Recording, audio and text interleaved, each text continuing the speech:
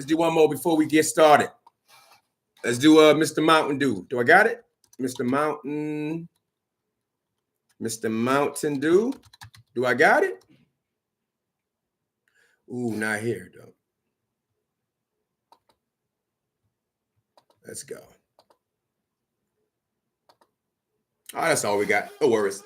JCTV, people meeting people, making memories. Welcome back to the lunch table. This will be, Lord say the same, the last live show in the home studio. I'm back in Austin Public. I'm back in the major studio starting next week. They won't be live anymore. Still be on Mondays at 10. I'm going to pre-record them early in the week, and then I'm going to release them on Mondays at 10. So I'm going to keep that consistent. Meeting people, making memories. This thing is squeaking.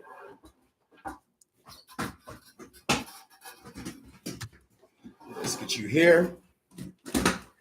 Boom. That's better. That squeaking was a little much.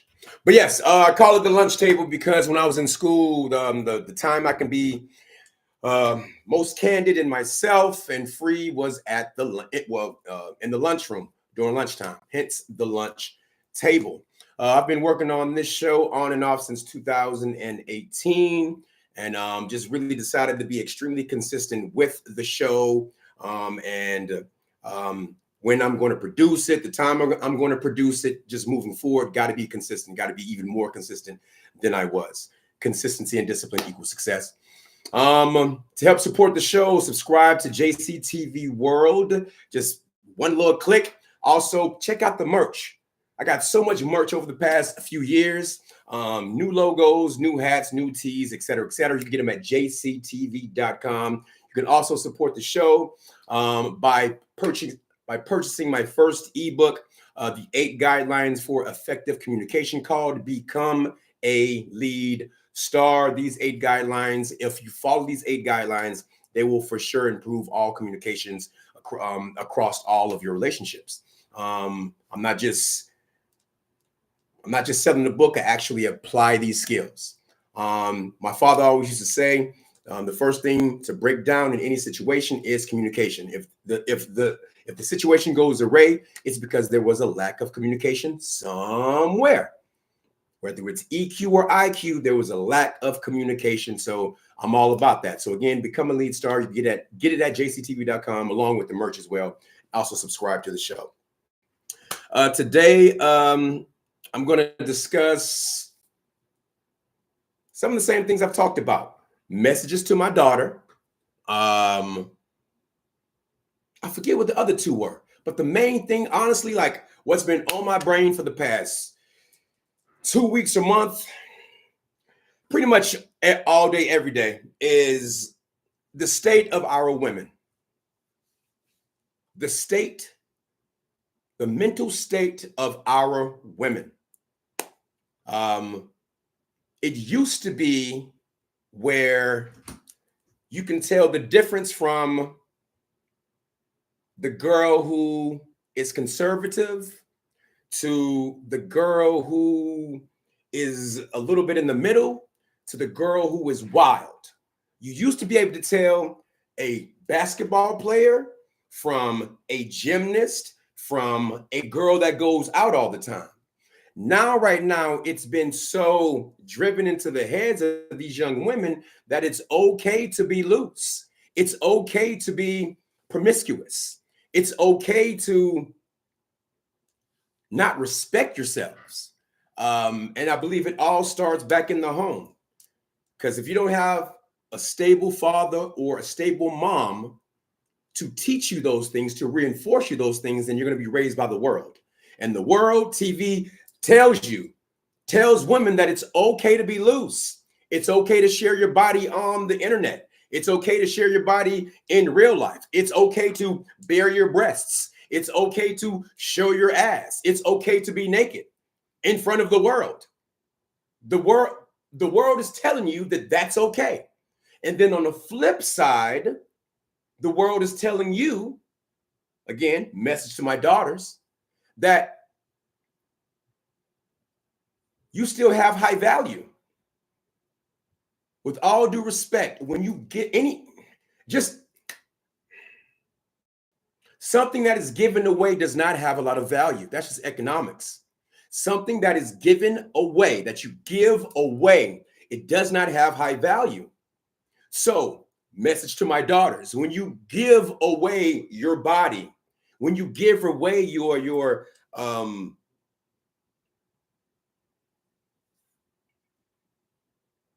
when you give away things that you should hold dear to the man that you love, when you give those away, if you have not been told this, I'm not trying to talk down to anybody. I'm just trying to tell you what it is. When you give away your body, when you give away yourself, your soul, you lose value. You just do. So years down the road, when you have matured, hopefully, mentally, but you've got all this baggage and you want the man of your dreams to look at you as if you are pure, that's not going to happen. So what you do now, ladies and gentlemen, message to my daughters, ladies, what you do now, the decisions you make now is going to affect how your future man will look at you. What I tell my daughter is this: behave how you would want your future husband to see you. Behave how you will want your future husband to see you. But we got to take into consideration your actions, though. Male, female, all. We got to take into consideration our decisions that we make. There are some decisions that are one way. Like as soon as you go through that door, there's no coming back. Porn. As soon as you go through the porn door, there is no coming back from that. In this world, in this physical world, there is no coming back. They're not going to forgive you. You are always going to be a slut in their minds, a whore in their minds.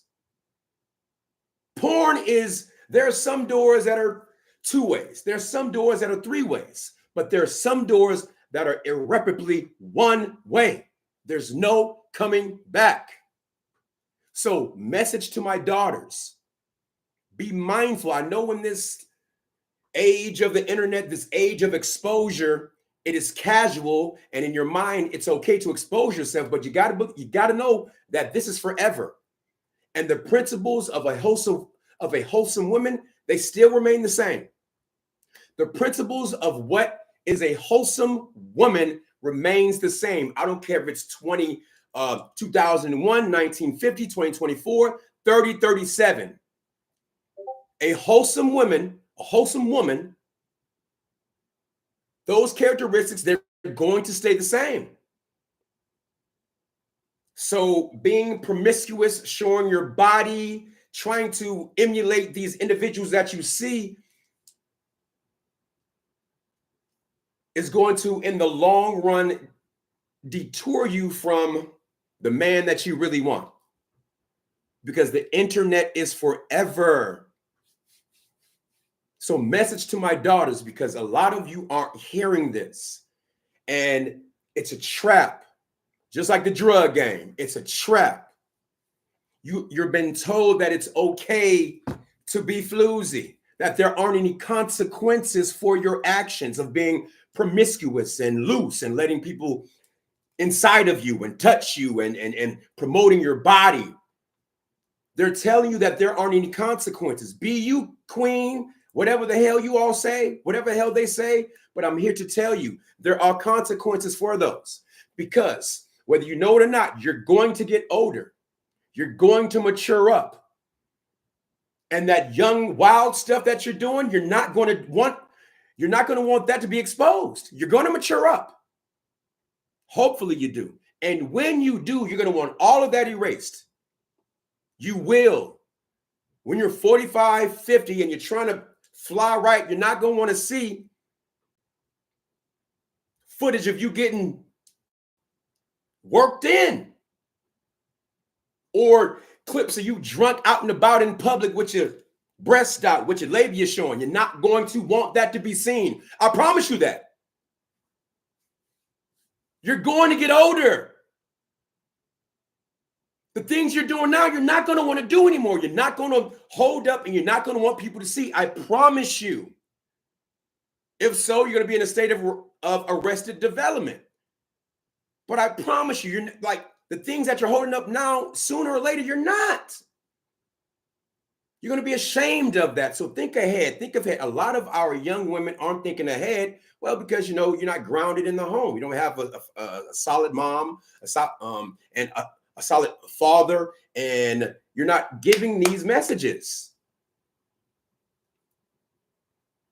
The norm is not to be loose. That's not the norm. It's become the norm, but that's not the norm.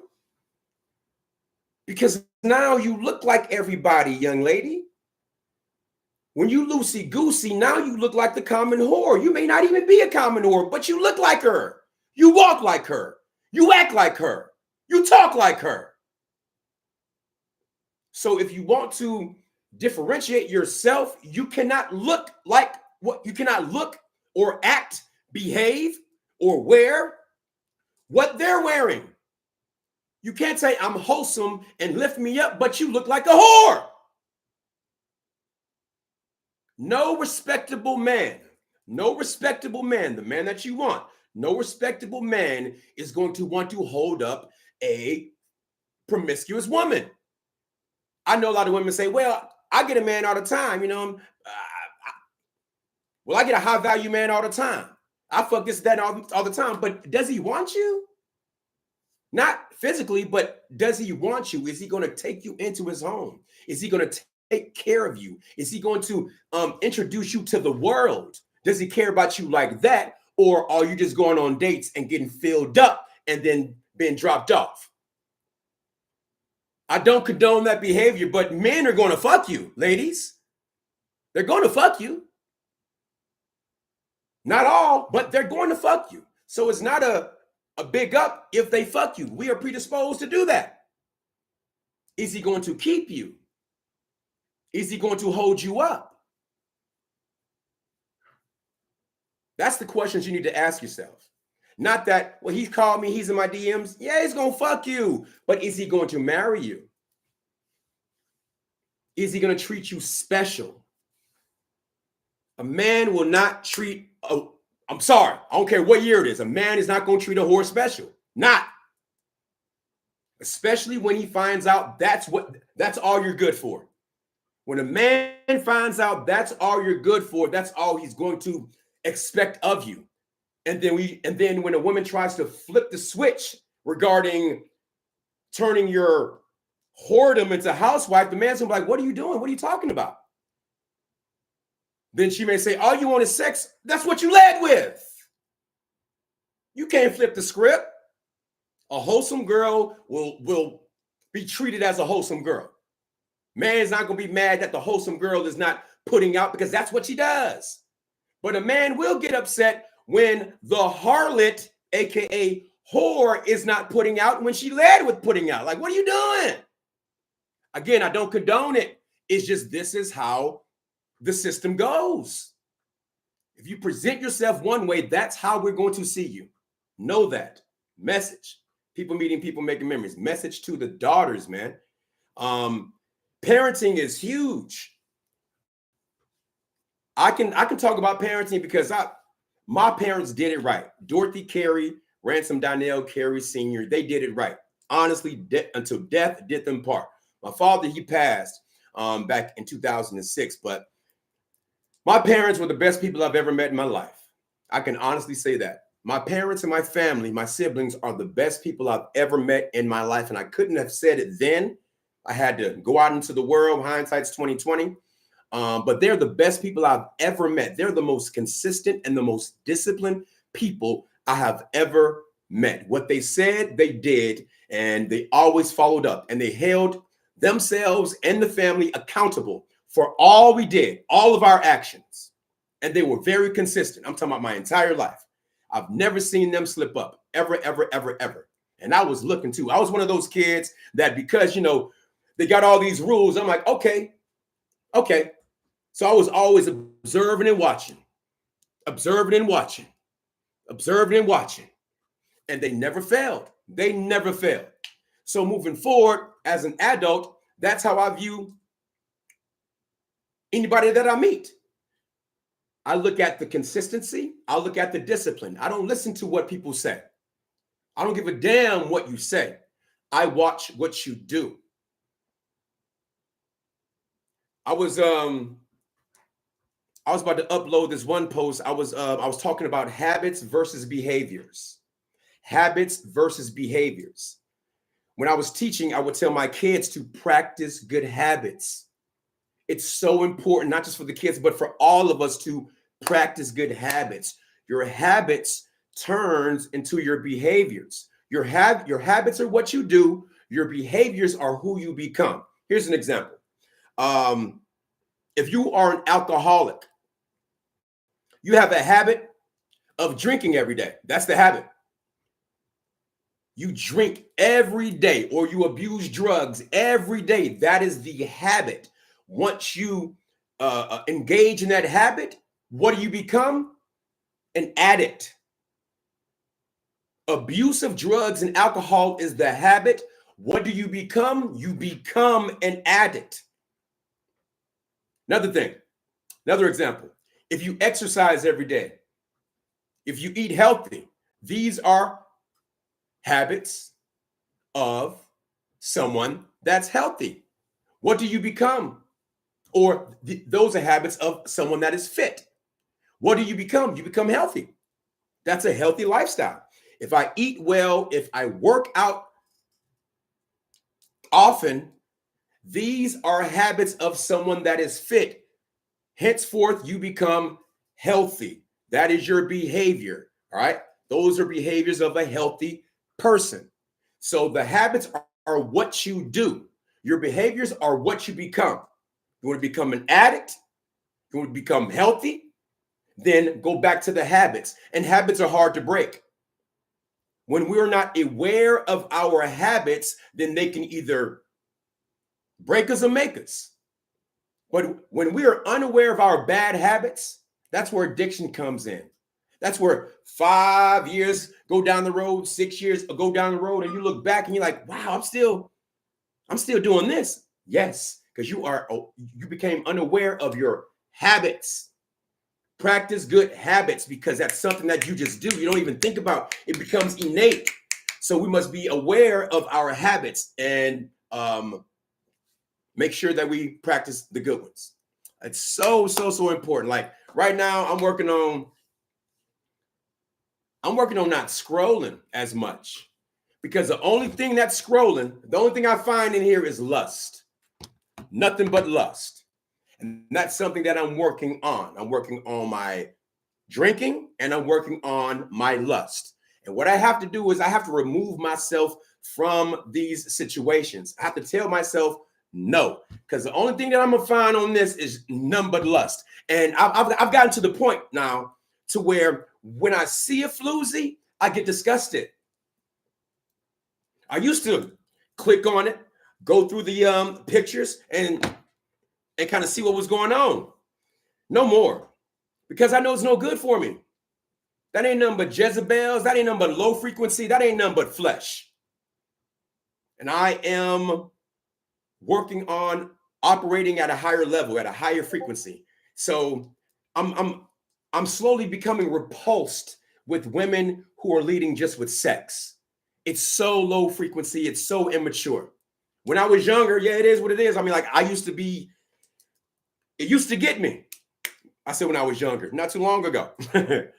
But I don't look at that the same way anymore. I don't look at a woman who is showing herself as something that's enticing. It's low frequency. Because let's just say you get together with this young lady. I get together with this young lady. After we do the deal, after we do the deed, what else is she offering?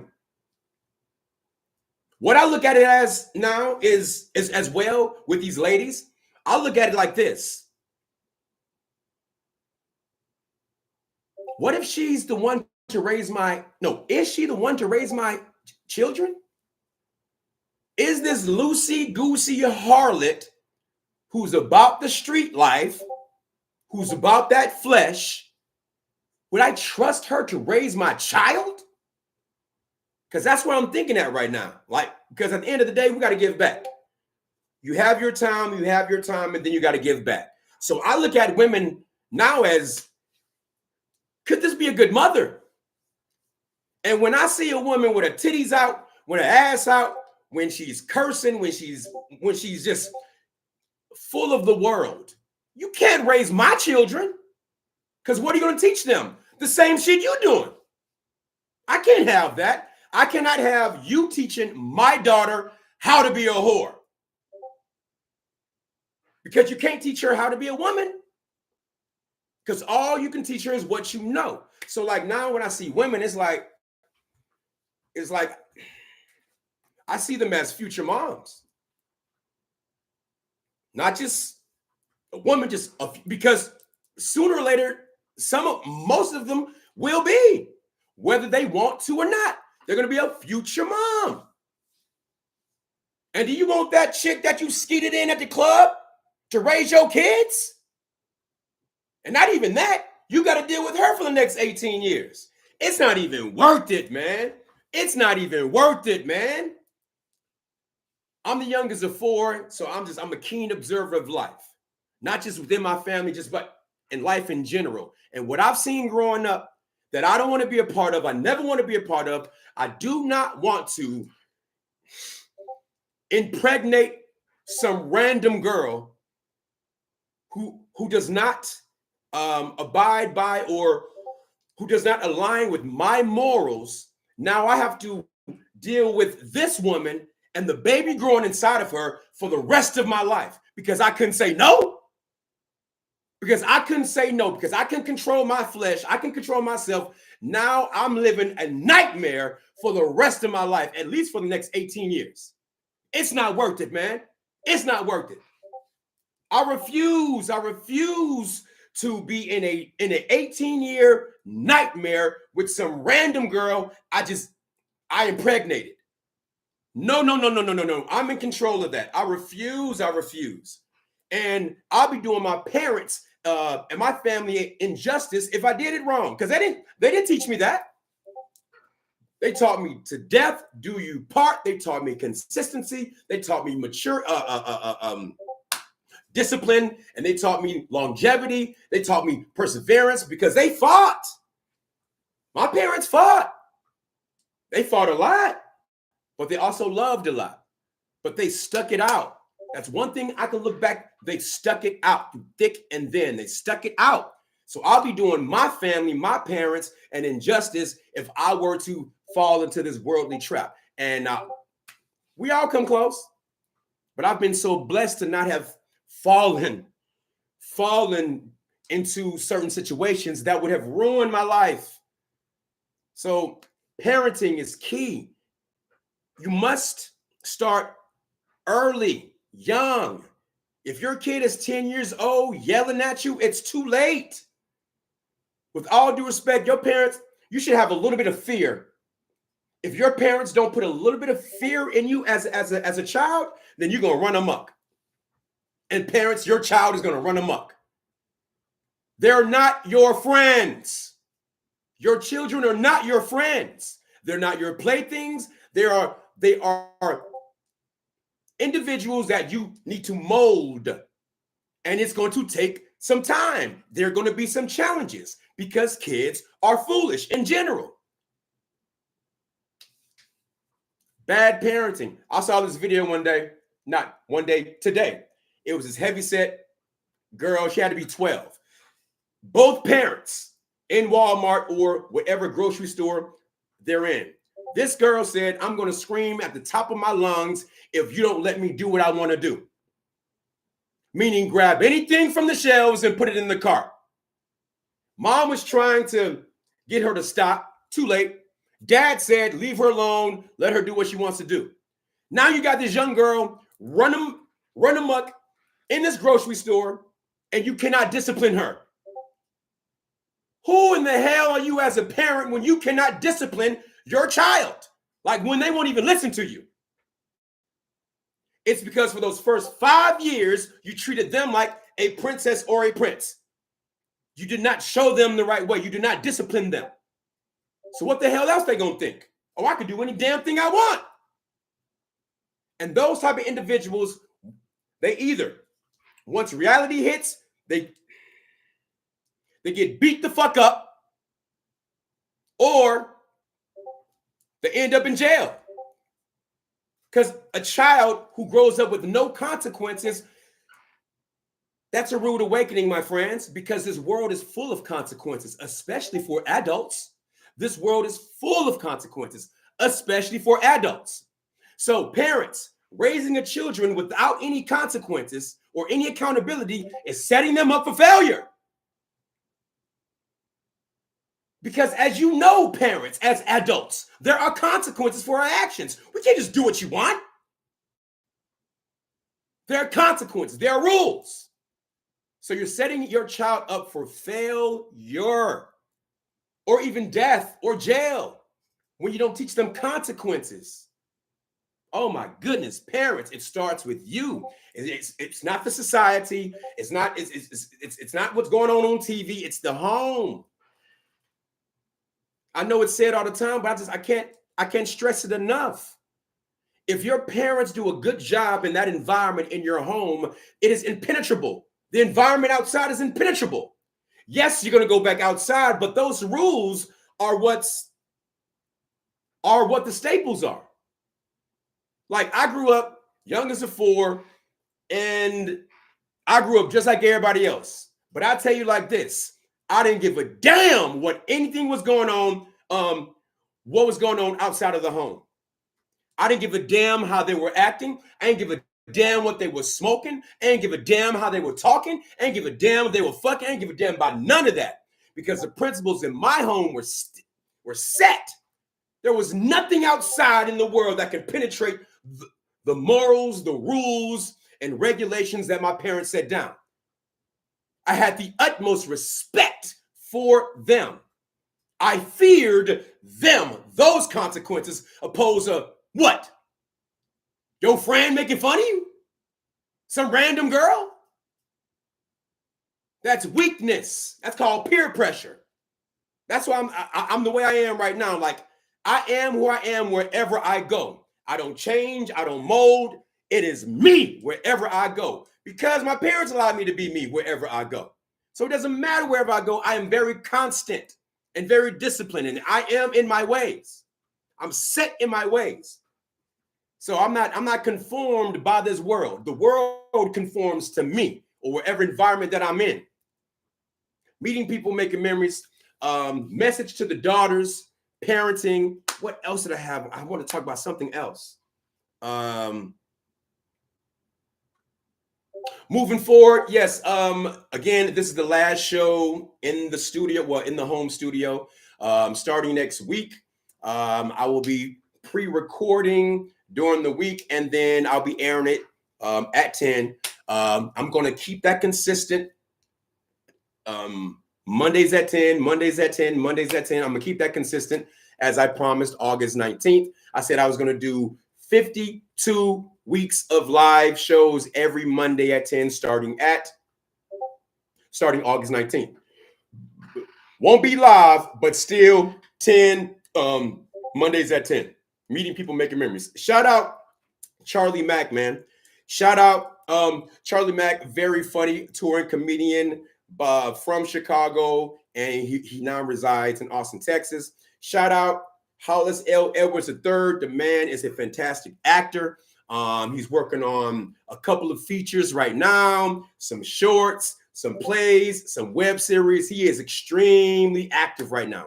A year from now, he's going to be on another plateau. The Relic Dragon. I cannot wait until the Relic Dragon comes out. That's his first major feature where he's doing some real acting in that one. I've seen some of the dailies. This is the best work I've ever seen him do. Shout out Hollis L. Edwards III, and also Damo and the City, aka Domolicious Soul Food. She's an actor, model, caterer, a well-rounded talent, and everything she does is quality. Shout out to those three individuals. They are very consistent and disciplined in their own right, and that's something I can support. And I can't wait to have them back on the show when I'm back in the studio, just to catch up with them and so they can add more value to the Lunch Table podcast, meeting people, making memories. Lunch Table. I think that's all I got for you, because I don't want to, lunch is only 25, 30, sometimes an hour. So, I come here on Mondays, I talk my noise, I get what's on my chest off, and then we get out of here. Meeting people, making memories, the Lunch Table podcast, Mondays at 10. Also will be working on my I just started my nonprofit Youth Pathways project, where we are connecting entertainment and education and gluing those together. And we're going to work on youth development, personal growth, and workforce readiness skills. And right now, video production, podcasting, becoming an entrepreneur in that realm is paramount. It's paramount, So these are some of the programs I will be offering: podcasting, video production, and I just wrote up my writing curriculum for 3rd through 5th grade in Texas. I was a 3rd grade, 4th grade teacher, and what was brought to my attention, just in general, writing, especially for our low-income students, our at-risk students, that writing portion, being able to express complete thought, being able to express complete thought in a sentence, compound sentence, paragraph, essays, that's a skill. And that skill, from my point of view, is not being taught thoroughly anymore. When I was teaching, so if you go back into some of the shows, like early shows, I was talking about the 2-hour learning that was new, right? Our school introduced the 2-hour learning which was they spend more than damn 2 hours on just on online work, working on their math and their sciences and their ELA and their reading, but it's only for like 25 to 30 minutes, ideally. And then it gives them time in the afternoon. It didn't work out that way. They would normally spend like 4 hours on the 2 hour learning, and then they would have no time to learn on level grade lessons. And the STAR test, which is the big thing for schools in Texas, is the test that is going to require all of those skills. How can you practice? How can you do well at writing when you don't practice writing? How do you do well at writing paragraphs and writing complete sentences and writing essays when you don't practice that skill? So that's one huge area that I am aware of and that I know how to teach. So for YPP Youth Pathways Project, that's my one of the first initiatives that I got my newsletter written up, and I'm extremely passionate about, because if you cannot express thought, if you cannot express complete thought, continuous, complete fluid thought, then that's a problem. Even if you're not writing, even if you're just typing, you still have to formulate the thought, formulate the words. Writing is thinking and thinking is writing. And I see in my community that is lacking. So for YPP Youth Pathways Project, that's going to be one of my main programs to improve the youth personal development. Writing is thinking, thinking is writing. So just by writing, you become a better thinker. Because when you're writing, you're pulling from everything that you've experienced in your life. Everything you experienced that day, everything you've read, everything that you know, every thought that comes into your head, any imagination, it's endless.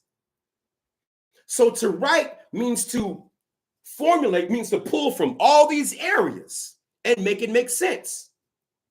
It means to organize and to analyze. That's what thinking is. So the more you write, the better thinker you become. You become a better thinker, which will translate across many areas of your life. You begin to think about everything that you do, thinking about your decisions, thinking about this problem, analyzing this problem. It becomes a habit. Writing is thinking and thinking is writing. It's so major. So that's one of the programs that I will be offering for YPP, along with my tutoring program, as well with podcast and video production. Like, I know exactly what I want YPP to look like. I know what programs YPP Youth Pathways Project will offer the youth. Writing, tutoring, podcast, video production. It all goes hand in hand. These are things that I'm extremely passionate about, that I've been doing outside of, that actually I've been doing as my day gig for a very long time. I love teaching. I love kids. I love to give back. I really, really do.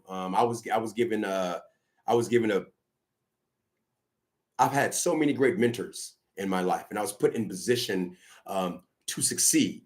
And that doesn't happen all the time, I realized. So that's something that I want to give back, that I do give back, give back the knowledge that I've received. And I believe we all should do that as adults, because if you're not giving back, if you're still just taking, then you need to reevaluate your life. Because at a certain point in time, we got to stop taking and begin giving. And that's where I am right now. I no longer am thinking like a consumer. I stopped thinking like a consumer a long time ago, but I'm really no longer, like, I am completely out of consumerism. It's about producing. And when you produce, that changes your whole outlook on life, and it changes how you move. It changes how you think. Consumers take, producers give. So we organize, we formulate, and that's the area that I am in my life right now, producing. Producing, production for others, and that's what's going to make me happy. That's what makes me happy. Giving back to others in a positive light and just every day improving, every day getting better. Meeting people, making memories. That's all I got for you guys. You can subscribe to JCTV World to help support the show. You can also purchase some of the merch. Boom, boom, at jaceytv.com. And you also can purchase my ebook, Become a L.E.A.D.S.T.A.R, the 8 guidelines for effective communication, at jactv.com. Meeting people, making memories. Do I have anything else? Have anything else? Look out for a lot of things happening in 2025. November and December, I'm busting my ass on some things. I'm not going to tell you just yet, but they will be released in 2025. And I'm very, very excited about how this upcoming year is going to look. I'm claiming my building. I've been in so many damn buildings. I've done so many events in other people's buildings. I'm over that. In 2025, I'm going to find my own building where I'm going to run events and also my nonprofit program. I know exactly what to do. I've worked in so many areas and I've learned along the way. Right now, I know exactly what to do. I know how to write grants. I know how to find grants. Like, no more excuses, JC. No more damn excuses. Meeting people, making memories. JCTV. We out.